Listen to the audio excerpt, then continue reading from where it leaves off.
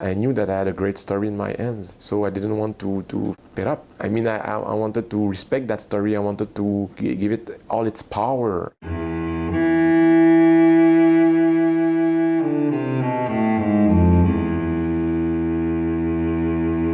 It's a strange thing to take words and to go into reality and to transform it in a movie, and necessarily there's like a powerful transformation process. I'm trying to be as faithful as possible to the birth of the ideas of the screenwriter. And I say that always to the screenwriter, that I will be his best friend, because I will give everything to protect his poetry, and at the same time that I will be his worst enemy, because I will be a traitor. I will deform scenes, I will cut dialogues, I will make it my own. I will be a bit of a barbaric asshole with the material, because I need to invade the screenplay. Being a big sci-fi fan, I thought it would be like, just when I said, all right, let's do a sci-fi movie, I thought it would be a lot of fun.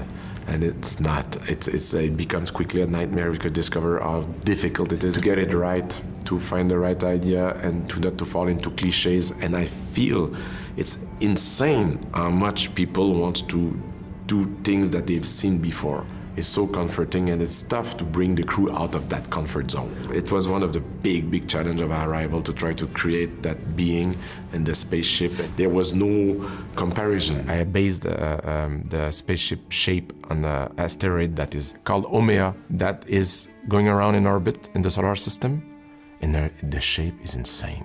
That strange, perfect shape felt ominous, mysterious, frightening to me. We thought, Patrice and I, that the spaceship should be made from a matter that is not from Earth. It's not a shiny spaceship. It's not a white spaceship. It's not made of metal or plastic. It's made like a strange stone. We are not sure what it is exactly. They cannot guess. I love the idea of that there's still mystery. There's still things that we can't explain. There's still laws that we don't know, elements that we don't know. So that the idea of the spaceships was all based on this idea that of humility. For me, the main quality of those aliens was that I wanted them to have a huge, strong presence, like a whale, but to have this feeling of being nearby a huge beast underwater, where you just feel a strong intelligence, a strong presence. That's what I was looking for the design of the aliens. I wish I had the chance to do my aliens as animatronics. Sadly, it would have been too expensive. I hate green screens. I try to avoid it as much as possible, to do as much practical effects as possible. Why? Because I think it's 10,000 times easier for actors, specifically when they have to deal with something that is linked with imaginary.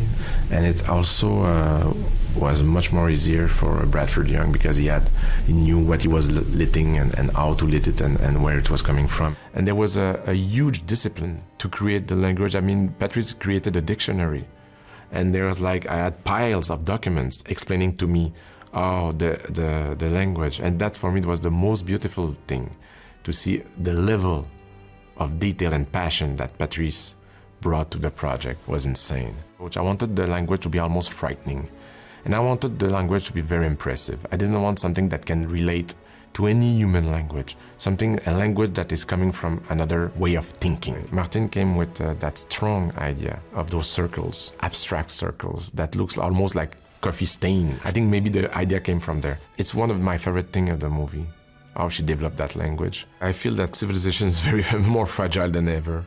I think that it says things about how our communications are weaker and weaker, are afraid of the others. We are more than ever. Even the more we have communications, the less in communication it seems we are.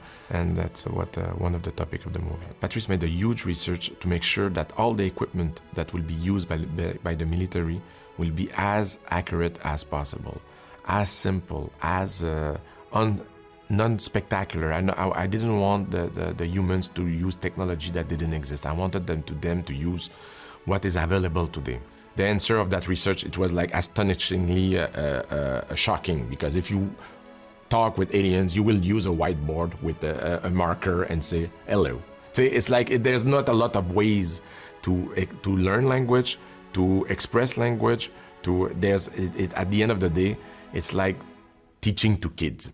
And Bradford Young, I mean, for me, was a massive discovery. I mean, personally, as a filmmaker, to work with him, I thought I was seeing the birth of the genius. The guy is really hypersensible. We created an approach for the movie that we call dirty sci-fi, which means that we were trying to create a feeling that this was happening on a bad Tuesday morning, like when you're a kid in a school bus on a rainy day going to school and you dream looking at the clouds, you know, and going away from the scope of the huge movies, you know, going away from the flares, from the spec. We were trying to make something delicate in the light. He brought a lot of humanity and beauty to the movie. Very often my projects are inspired by a painter or by a specific photographer. For this one, it was very inspired by personal references that we were sharing together, Bradford and I. Because at the beginning, the movie is in, like, I would say in two parts. There's like Louise's relationship with her daughter. That is the heart of the movie. And there's all the sci-fi of the movie. And I needed a cinematographer that will to either embrace with sensibility and delicacy that little relationship between the mother and the child, and the way I wanted to approach it. And at the same time to bring a lot of freshness to sci-fi. I was also very excited by the idea of working with someone that I never had done sci-fi before, and that will approach the movie, not like a sci-fi movie, but more like a intimate drama about a woman who is dealing with the death of her daughter. And the thing that for sure got stronger inside me is my love for actors and how I'm inspired by them. I love more and more collaboration and more and more to establish strong relationships with them. That I really love, yeah. I like strong collaborators. I always see this like a tennis game, you know. If I throw the ball hard, I would love the ball to come back as fast or faster. I like to surround myself by people that are stronger than me. The only thing that drives me impatient is when I feel that someone brings nothing. So, I like when people are like strong opinions and are ready to fight for it, and I love that. When you have the chance to work with someone, I think that on each movie, this person will be, this actor or actresses will be my muse. And I will need to follow that muse. And each movie has a different one. And when you discover that, it's like, that's the most beautiful thing because you will have a partner to go in the dark, you know, that I love. Amy was like the most engaged and generous artist I've ever worked with. She was trusting me 100%, no ego at all. I never met, and willing to do anything. I mean, a very impressive artist, yeah. He is so wonderfully compassionate to actors on set, which is so not always the case. He created this very calm environment in which to allow us to have these silent moments full of breath and full of awe and full of wonder and full of confusion and conflict. And his direction never felt like condescending in any way. Also, I loved that Denis' family was there, because this film, for me, that was sort of the core, is family. And he had his family on set, and I brought my daughter on set, which I usually don't do, but the set was so calm and so friendly and so familiar that I felt like it was a place that was it felt very welcoming. We sat down and talked about it before to sort of talk about sort of the journey she's going to take. And for me, what started happening and how I knew I was in character, and this is sort of how I spent the shoot, was anytime I felt nauseous, I knew I was there. Because he's like, I want her to feel off balance, I want her to feel seasick, I want her, like something's happening and she doesn't know what it is, and yet we can't play the card, you know, so it's a very delicate balance of playing somebody who we believe has had this moment of grief that she shares with the audience. So I have to bring sort of this depth to the character. Because she was able to act in all those layers in the same time to make sure that so it would be emotionally logic from one viewing to the other. It's what we talked about. So it was really we made sure in each shot we were making that where was she. And this idea of changing her perspective about death was something that was like at the heart of this project for me. With Denis, the first meeting I had with him, there was this intense connection over the character.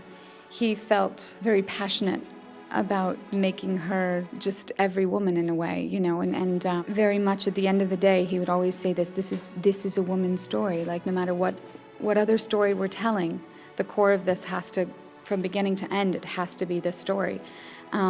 And that helped ground me, like when we were doing all the stuff with the aliens and all of this. It doesn't, people are like, do you like all this stuff, like, did you research what it's like? I was like, no, because she's never been in a room with aliens. Like, she's never been in a suit like this. This is all new. And so just going along and being open to the experience was the key.